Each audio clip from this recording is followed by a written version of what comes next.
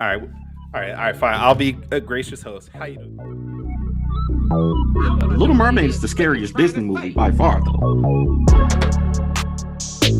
Why the hell is Ace Blade in your Kickstarter? Some comics. I'm getting controversial today. We're gonna get controversial today with my proudest moment is this interview and being able to talk to you two.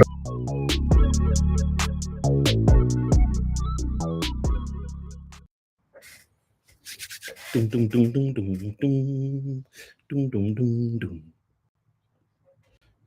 Kyron, we can't hear you. I know. I just realized that too. I got into it. I was going good too. Now you gotta start it back over. Now you gotta do it again. And I won't mess up now because I all right. Let's get into this. Ladies and gentlemen, boys and girls, children of all ages, Taurus Comics in collaboration with Fourth Wall Productions proudly brings to you the Four Tales Podcast. I'm your host, Kyron Silva of Taurus Comics. Across the way is the Mulberry writer of Ace Blade, Danny J. Quick. And together we are your two award-winning blurred comic creators here to help you find your next favorite comic. We are live on Facebook, Twitter, Twitch, YouTube, and a host of other programs. So if you're listening or watching us live, thank you for your support. Don't forget to subscribe, share, and review this podcast because all your positive reviews and interactions help us reach a bigger audience. I didn't screw that up as much as I thought I was going to. You did great, man. You always do good, man. Except for when I forget to unmute my mic, but whatever. Exactly. There's always a little hiccup, but that's okay. All right, so what's going on, man? How you been? Man, I've been busy, but I'm glad it's Saturday and I'm glad it's a 3-day weekend. And I don't have to go back to work till Tuesday. How you been, man? It's a 3-day weekend? 3-day weekend, yeah. Memorial Day is Monday, sir. I don't know what the holidays are anymore. That's what right. You artists, bro. Y'all get on my nerves, bro. Okay, wait. This is not just ridiculous. Go ahead. Y'all don't need to know when the holidays are. Y'all set your own schedules. You get to do what you want to do when you want to do it. Set your own prices. Set your own deadlines. Y'all just freedom. Okay, this is more of my kids are out of school, so I don't pay attention to the calendar than me being an artist. When my kids are in school, I pay attention to the calendar. They send me notifications when there's holidays and days off. That's the only thing I care about. Now that they're out of school since Thursday, I don't look at the calendar until it's first day of school. Not, assemblies, not, graduation, none of that, just days off. Okay, graduations. Graduations I look forward to. But all I care about is what holidays you guys got. That's all. What days are you going to be home from school? So I need to know I have extra food in house and have extra chores for you to do. That's all I care about. Right. Washing dishes. Yep. No, they wash them dishes every day. I don't know what you're talking about. Yeah. I got my boys trained. Hey, I'm still working. I'm still working on my 4. I see that all the time. Actually, in the studio while I'm trying to work. All he wanted was a pencil. He asked you for a pencil, and you were like, "Be gone, peasants!" Kyron, I got a whole art studio. There's a whole art studio here. He did not need a pencil. He came in here to manipulate me for something. He was trying to get something from me, and he was using the pencil to get to what he really wanted. I know my kids. What he really wanted was to be on the show so he could become famous. Kids attract audiences. Okay. Yeah, sure. All right.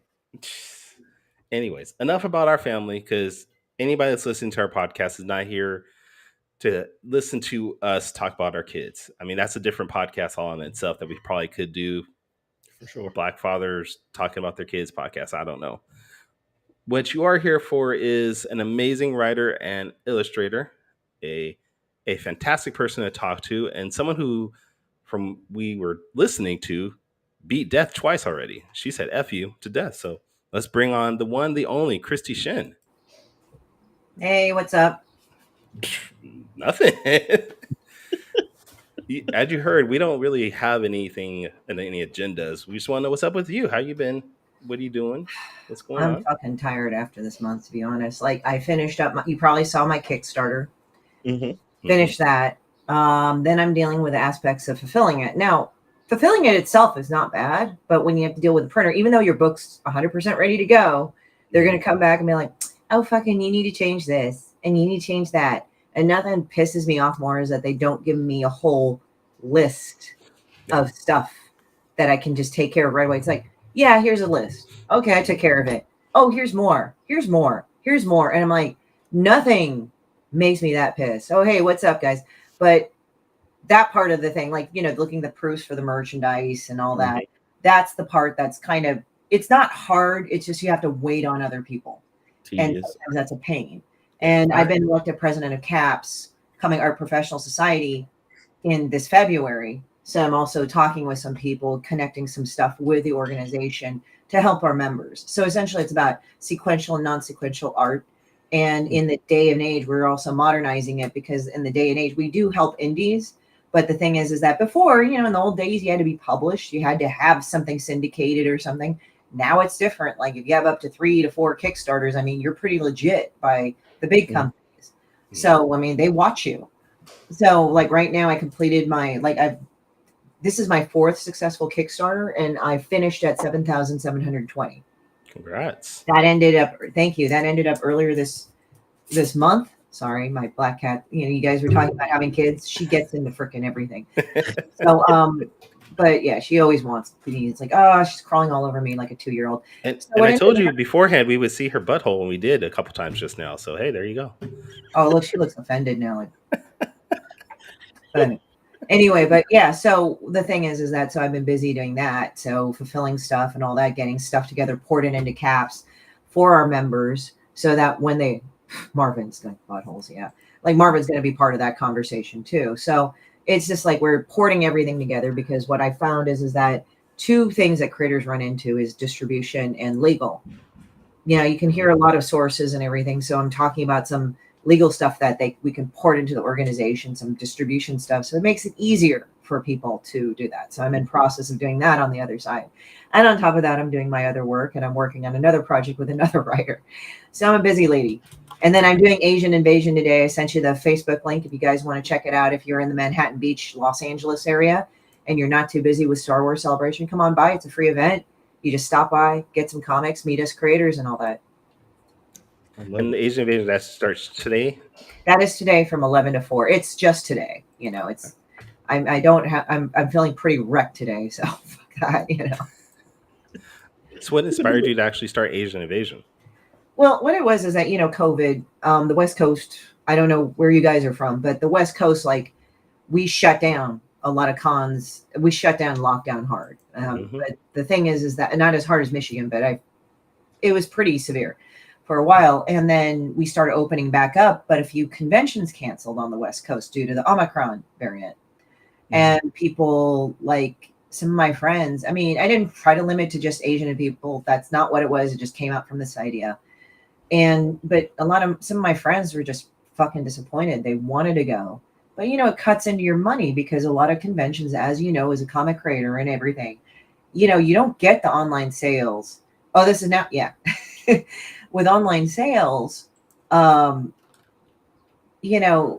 fine and it's great if you're big enough, but it sucks because it's like you get most of your money through conventions, and that's where you get a lot of your fans. You can do the mailing list, but you have to get out there.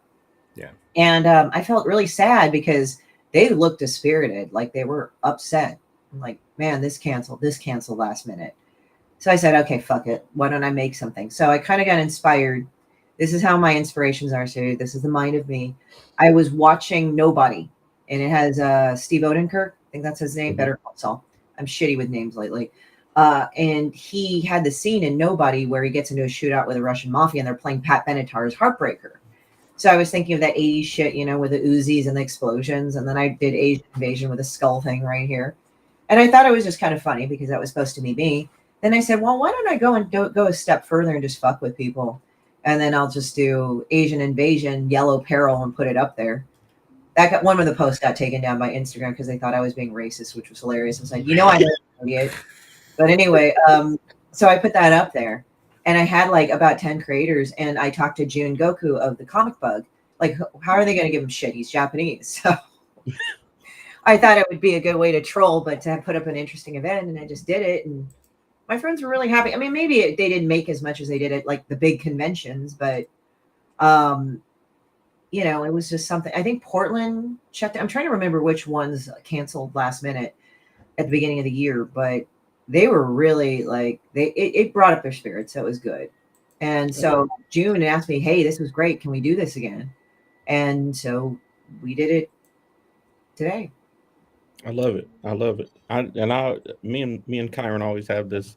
Well, me and Kyron in the community, we always have this conversation about big cons versus smaller, more intimate cons, and which one is more or which one can be more help for smaller creators and and things like that. And I love more kind of specialized events like that where you know that the people who are coming are looking for exactly what you have, and you don't have to compete with Stan Lee being there or something like that. And those events are good too, but for people at my level, I know Kyron doesn't have to worry about that because he's an international bestseller. So I am. Thank you. but for people at my level, those things like that are a little are a little better for Yeah. me. So I love having the wide range of you know small shows, and then medium level shows that you can go to and meet fans who come from other states, and then the huge shows for people who want to come meet their favorite voice actor or whatever, and then they just happen to run into you also. So that's great. Yeah. Thank you. Thank you. I think they just never met anybody that swore as much as me either. Well, that's good because that's a relatable thing. You meet somebody who really speaks your same dialogue, and that's great. I think Russell Notley said that he swears a lot just because it grabs somebody's attention. Just the idea, especially at an event like a con where you just randomly see this guy just curse, it makes you focus on them. Is that probably one of the reasons why you do it too, or is it just natural? Well, I just naturally have a foul mouth, but it's funny. I've been told that I do this thing called like I swear without sounding vulgar. So like if I'm swearing, I'm not saying the word fuck just to say fuck, just to get anybody's attention. So it's just sort of like when I say fucking this and fucking that, I'm emphasizing certain things. I never really analyzed it, but sometimes like when especially I get annoyed about something, it's not like I'm saying a bunch of shit just to say it. I think it's like even when I pick swear words, it's sort of like it drives it home specifically what I want. Like I don't like people babbling for the sake of babbling. It annoys the shit out of me. And to be honest, like with some of the life things that I've dealt with, some people just say shit just to. It's like one of my friends once said, "People listen to talk; they don't really listen to listen." So that's why people give such shitty advice. Like sometimes people say, "Oh, you should just get over this and everything," like I did, and it's like you're not fucking over it. Why are you giving me fucking advice that you're miserable following and doesn't do shit for you? Like as I get older, I get more fucking annoyed with that shit. It's like, all right, whatever, I'm gonna do what I'm gonna do. I'm not talking about like doing something stupid like harassing somebody. I'm just saying like, no, I'm mad about this, and I want to do something constructive with this. And it's not just drawing; it's just like there's ways to resolve things. And sometimes I wonder, like, if the bigger problems of today is like we minimize shit like that. Like, okay, well, we're gonna jump on somebody that says something different. Oh, you're a terrible person or whatever. But if somebody's like on there, like deliberately doing fucked up shit to people, it's like, oh yeah, well, they're just being stupid. They're just being assholes. It's like I can understand that to a point, but if they're actually causing actual injury and it doesn't necessarily always have to be physical, no, it's not okay. Like I've had to deal with people like that, and I don't really like talking to people about it because it's like that's really what a lot of people do. It's like, oh, well, they're just being stupid. I'm like, no, it's not just about being stupid. And especially if they've had a repeated history of doing things like that, it's like, oh, fuck no, I'm not dealing with that anymore. I'm going to deal with it where they don't bother me ever again. And it sucks because it's like, I kind of see how some things escalate in our society. Yeah. Because people really minimize that shit. It sucks. Yeah, they do. I don't know if you know who Gary Vee is, but he curses a lot in his content. He's one of those motivational influencer type guys on the internet. And he, one thing that he said that made a lot of sense to me is just like you just said, if this is how I feel, I'm saying the things that I feel. So I shouldn't have to sugarcoat the way that I talk to people because, you know, especially if my intent is not to hurt anybody, I'm just saying what I, these are the words that are coming with the what I'm trying to say. So I don't think, I don't curse a lot, and I know, Kyron doesn't curse a lot on air. If you On catch air, him, I do not curse a lot. At yeah, if you home, without my kids, you yeah, catch him, it's on. catch him at home, when the cameras when the camera's off, that's different. But it's not something that's ever really bothered me. And unless, like you said, there are people who are saying things that are intentionally harmful, to people, and you can always tell the difference. Yeah. So, Yeah. I mean, it's like sometimes, yeah, people talk shit, but sometimes, like, if you've been through enough or been through a certain situation, like, you can tell if it's escalating, like when you're past all the trauma responses, but you're like, I know this is going to escalate. I need to nip this in the bud now. But I mean, I've always advocated do it legally, do it professionally. Don't be stupid and egg their house. Okay. Like, don't do stupid shit like that. Like, you just, there's ways to effectively deal it. But then also, like, another thing too is that, hey, what's up, Melee? Or Molly, sorry, my eyeballs are like going out. But yeah, I mean, it's just like you just have to handle it that way. And is this Kenji? Is that Kenji? Your book? Who is he talking to? Is it me or your It's guy? your book, definitely. Okay. Your book is a very distinct style. If you could have another artist do it in another style, who would you pick? Or do you think it could be done in any other style? So, I'll answer that question in a two-part. If I were to get another artist to do it, I'd probably ask Johnny Ryan to do it. But I don't know if you guys are familiar with Johnny Ryan. I He am did not actually. Pit. He did a goat, duck, banana, pig, cricket. He did the character designs for those. He's really fucked up and gross. Just, if you have kids, do not have them look at it.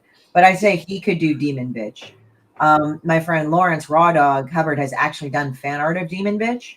And it's actually funny because when I put her out there, she's a sausagey body. She looks like shit. It's a very pretty simple character design, and it's funny website to get her stuff. Oh, I probably should give you my link tree here. We have it. Oh, okay, Yeah, good. I I can just put the didn't link tree know. in. Sometimes I didn't. If I go in this pattern, I've done so many shows. Like, it's like, oh shit, you need all the stuff, and I forgot to do that. But yeah, so my main link tree. Yeah, you get signed books from me. The books are kind of a little bit wonky because I get them printed through Amazon. So Amazon's largely okay, but sometimes they get off by a day or two. So I apologize about that. But going back, as for other fan art, it's funny. It's like she's got a simple body design and everything, but it's funny how people come at me with like different things. I'll make her have boobs. They once, like, one guy drew her and they made her all sexy. I've had more than one. I'm like, wow, it's like, that's better than how I could draw. I mean, I'm not saying I can't draw. It's just, I mean, if anybody looks at my Instagram, I can draw, but it's like I don't draw her like that. But it's so funny to watch that. It's really funny. I love having people draw, my characters and stuff like that. Just, I'm not an artist myself, I'm a writer and graphic designer, and I do some coloring and some art, but it's not my daily thing. So I love seeing, other people's interpretations, but they never make Ace Blade sexy at all. That never happens. Ace Blade's already sexy. We don't have to do that. What are you talking Yeah, about? yeah, he's got, Ace Blade's got a little swagger to him. So yeah, I understand that. Yeah, I mean, I just looked at that. I was like going, like when I see that, it's like, sometimes I'll draw her different. Like, it's just kind of amazing how people come at me with different designs. And well, yeah, of course that's why it's like sometimes some people, like, they'll come up to me, or I've heard them like, well, I don't know if I'm an artist because I have a day job. I'm like, You're an and artist. You're just not a full-time sometimes artist. you But have you're a an day artist. job. Sometimes you have a great day job. Sometimes you have a shitty day job. Like, you do what you need to do to get it done. Yeah. They said, well, how'd you work up to it? I said, well, that just ended up happening. But it's like, if you have a day job, it's fucking okay. Like, doesn't make you any less anything of an artist or a writer. You got to live, and you got to do what it is to make it work. Screw Very it, true. you Very true. So Now, you've been doing this for a few years now. Is there something that, as you were younger, with starting off with this, you would have wished you have known as being a creator? I think essentially really follow what you want to do. I know people kind of drill it into artists, and I'm pretty sure writers, but I'm going to speak from an artist. That's what I'm the most familiar with. Is that people will continuously tell you to be somebody else. Yes, they will as you're growing up and doing your niche. And I did admit I fell into that, and a couple of times. And if I were to look at my younger self, it would be like, don't devalue yourself. Number two, stick to your guns, because that's what I've noticed lately. It's like people, if even if an overwhelming number of people tell me, yeah, this isn't going to work, this isn't going to be anything, or you should just leave it be. No, if I really feel that I need to do it, no. And guess what? They end up like saying, oh, you're great anyway. I mean, I'm not trying to say this just because, it's me, but that's just what I've learned. Sometimes people just don't know what the fuck they're talking about. And you develop that sense for yourself. I mean, obviously, if a lot of people are telling you don't jump off a bridge, you might want to listen to them. For sure. But if you really feel that this is something you should do, then do it. Like, just go and focus on doing that. And there's going to be a way to find it. And even if you don't know all of it, it'll reveal itself. That's what I've learned. It's like, sometimes it's not you constantly doing something. It's just you going in that direction of, and things end up better. You just basically assume to yourself that it's going to come and work out somehow. That way, A, you don't get into micromanaging it, and B, if it seems to go south, at least you can tell yourself, like, you know what, this all works out for me somehow. So I'm going to figure this out, and you just keep doing the right thing. Let's see. Mally said, I have a similar character like yours, Christy, but the only difference is that he's a little funny man in a Rocco's modern lifestyle. Yeah, I'll take a look at it. I haven't seen that before, but yeah, I'll take a look at it.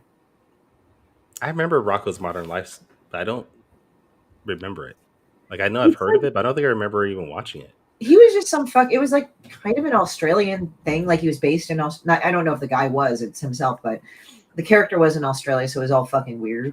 Yeah. And he was just this kangaroo that worked in a comic shop. And I remember one of my friends telling me about one episode. I didn't watch this one, but when they were like, the elf woman is the most beautiful woman ever, and there's nothing, and no woman ever compares to the elf woman. And the other guy's looking at him like, gee, you're an idiot.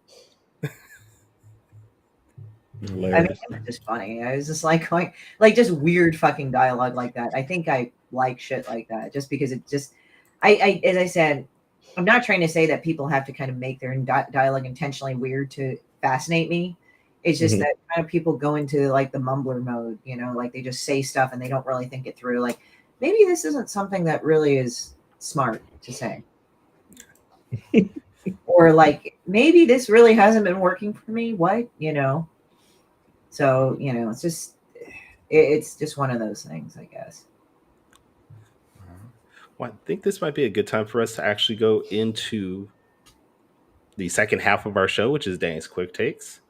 Now, if you've never seen, Danny's internet's messed up again. I don't know if we could do this. Are you all right over there? I'm good. I'm in here. Okay. You were frozen, so I just wanted to make sure. I'm sorry. It happens. All right. But at this point, we're going to do Danny's Quick Takes. If you've never seen our show before, Danny does a sort of rapid fire sequence where he has stalked your social media and he's going to ask you a few questions. And you get about 45 seconds to answer those questions. So let's go ahead and get into it. All right.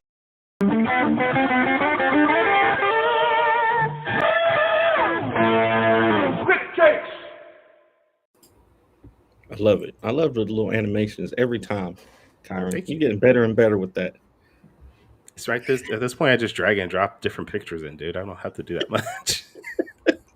No, but at the beginning, you were missing it. Like, you would forget to do animation, and then the timer would be wrong. But now you got it down, man. You're a true professional.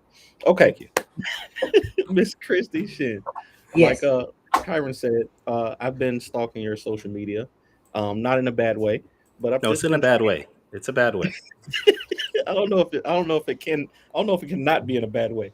But I've been trying to find out more about you, and I just had some questions that I thought our fans would like to hear from you. So I see when you make comics, you make stuff that is angry, mean, and that makes people laugh. Yes. What do you think people come for the most? Do they come for the anger? Do they come for the meanness, or do they come for the laughs? All three. Because we're taught that being angry makes you a psycho. And then mean, it's like, sometimes you just want to be mean to people. And I'm not saying go out and bully people, but sometimes people really piss you off that much. And you're like, no, fuck this bitch. So it's like, and then people laugh at it because they kind of feel that it's sort of forbidden. But how I put it down, they're like, fuck, I thought the exact same thing. Yeah, absolutely. Absolutely. Okay. Question number 2. So looking at some of your work, I see that you like to put your real feelings into your work. I've even heard you say that you put people that you hate into your comics, and and put them in certain situations. So to me, it's kind of like talking to a therapist. It's kind of working your feelings out and your emotions through your art. So what would you say is the better way to do it? Do you think art is a way to go through your emotions, or traditional therapy? I mean, honestly, people can do one or the other or both. For me, I've done therapy. It's all right. I mean, I don't think it's really for me. But again, to each their own. And art, I think people they say, oh, well, you need to express yourself in art. No, I pour everything into my artwork in terms of rage and anger and pain and all that stuff. And if it's sometimes I just laugh like a little asshole doing it. So, either one or the other works for you. I mean, I can't give an umbrella answer. For me, it's art. But some people do need to have therapy to work out some dysfunctional shit in their head of how they think, thought patterns. I don't need to do that. For sure. I feel the same way. I think art is a very powerful thing. It as we see, throughout the history of mankind, art has always been here. It's always been a way to communicate and to kind of work through thoughts that are in our brains that we can't properly communicate sometimes. So but traditional therapy absolutely works for some people. Okay.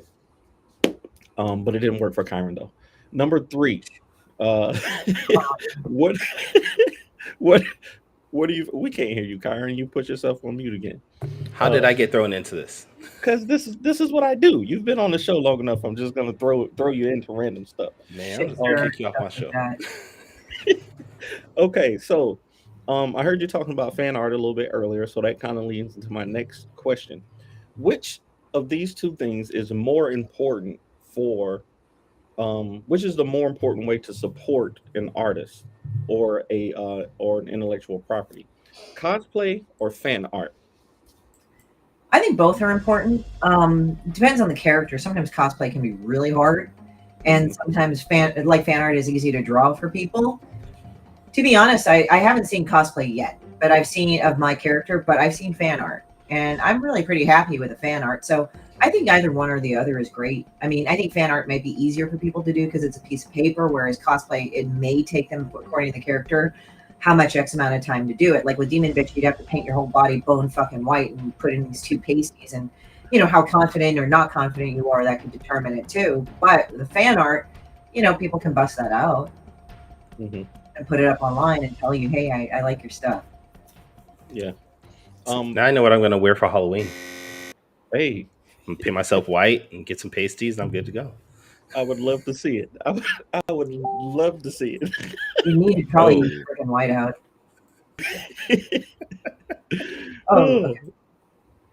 Okay. So the last question, last but not least. I've seen a couple of your lunch hours. That's only question 4. Oh, no. I'm sorry. This is the fourth one. This is the fourth question.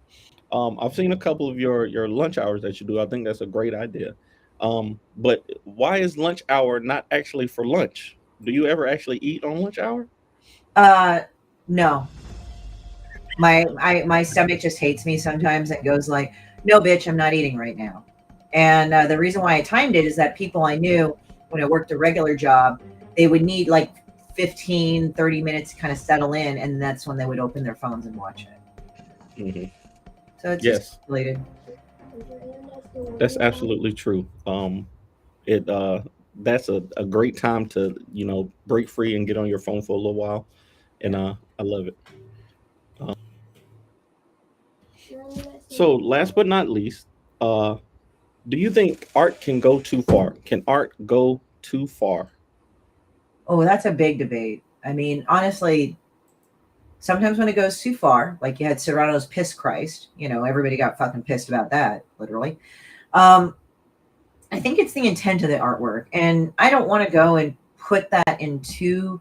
I think if you look at Whistler, he really got fucking based with his artwork. Like he drew people he hated and named them.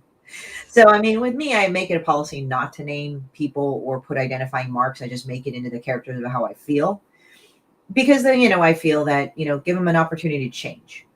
But again, I think it's kind of like obscenity where a judge said, I'll know it when I see it. Right.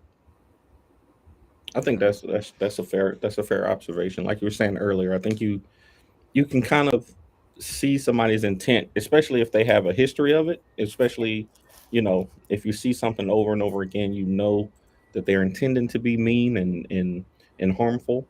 And absolutely. So that was my quick takes. Thanks for answering those questions quickly. And I'll kick it back to Kyron. All right. All right. Well, that was Danny's quick takes. This week, we're going to say Danny's quick takes were brought to us by Mallory Simpson's They Call Him Marvelous. Check out a couple pieces of They Call Him Marvelous in Antarctic Press Exciting Comics coming out soon.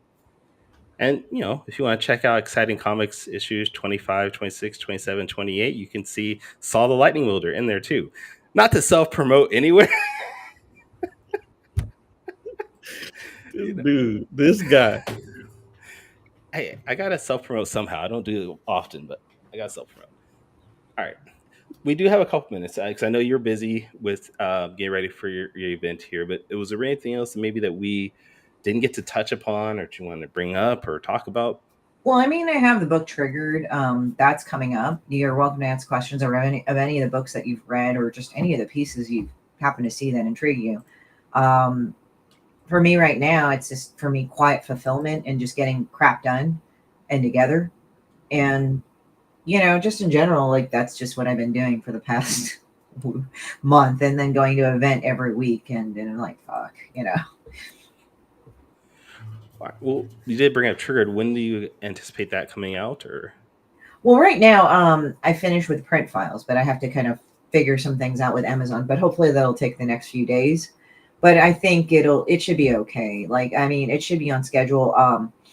Generally, in books, it takes about 2 weeks to print, but you know how they were talking about shipping issues and it's all wonky and all over the place. Hopefully, it won't take that long, but it does take some time for the books to print. So hopefully, in the next month, I should be able to send that out just as a generous thing.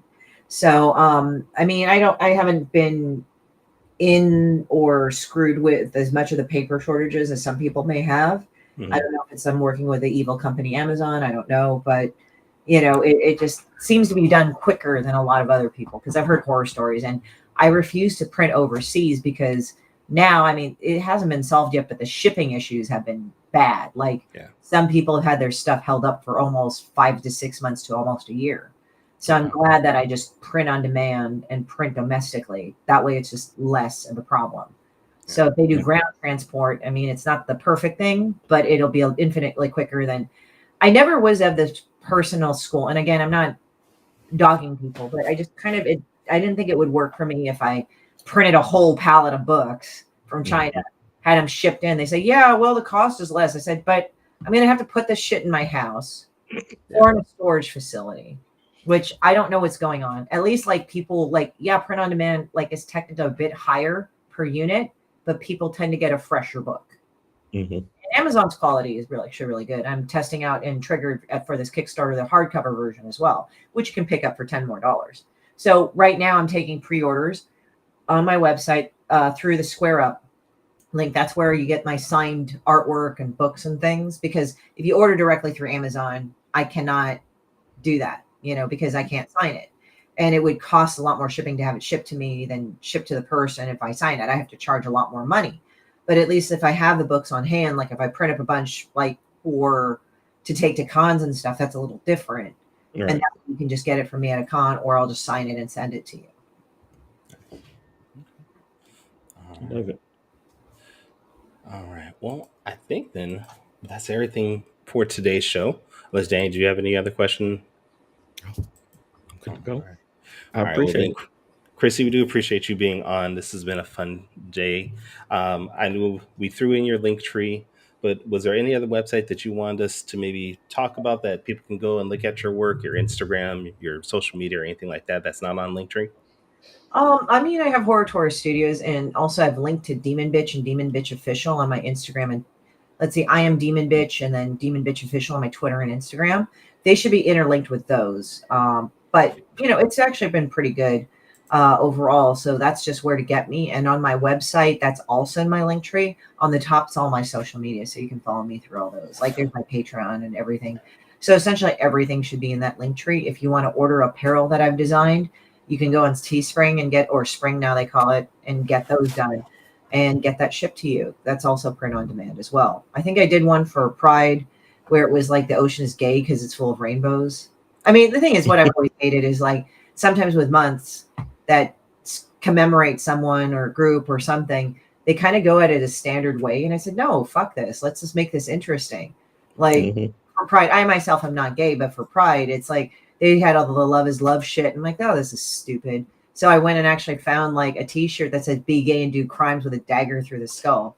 I said, yeah, fuck that. Yeah. So, I mean, but I wore it for Pride one time and people thought it was great. So, but it's just like, as I said, it's just like, if it's anything interesting, I do it, So for me, I mean, as I said, just basically buy my shit. There's the pre-order because I actually have a category called pre-order on my Square Up site.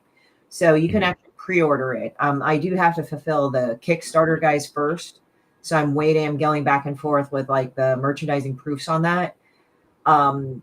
So it's taking its process right now because it's a little slow, and I think they're really slammed because they do work with internationally to China, but at least the airmail will not be that bad because it's airmail and that's not the stuff being held up. It's stuff actually being physically shipped.